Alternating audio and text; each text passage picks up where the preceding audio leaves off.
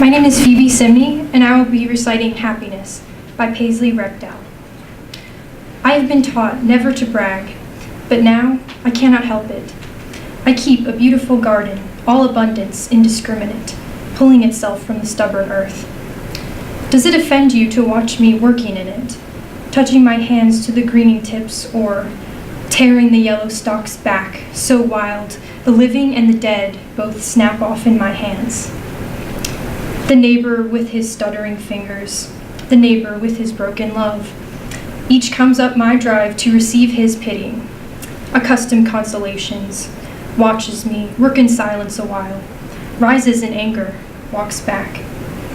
Does it offend them to watch me not mourning with them, but working, fitfully, fruitlessly, working the way the bees work, which is to say by instinct alone, which looks like pleasure?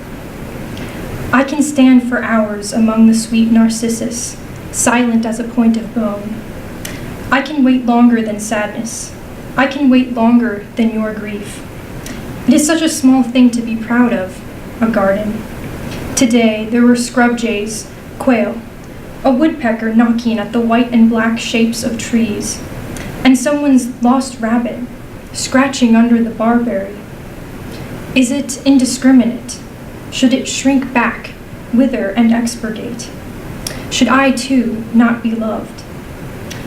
It is only a little time, a little space. Why not watch the grasses take up their colors in a rush like a stream of kerosene being lit?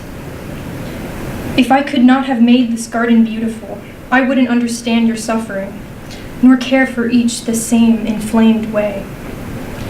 I would have to stay only like the bees, beyond consciousness, beyond self-reproach, fingers dug down hard into stone and growing nothing.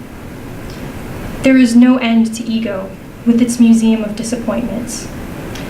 I want to take my neighbors into the garden and show them.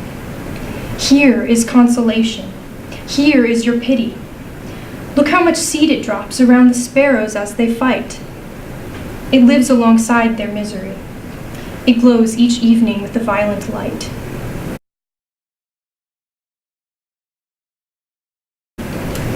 I discovered this poem and performed it for Poetry Out Loud my senior year of high school. It's still one of my absolute favorite poems. I love the idea of an individual prospering in the midst of bitter struggle. I imagine reciting this poem to someone as a kind of poetic rebuttal because of the indignant tone of the narrator. The poem has a great performance element.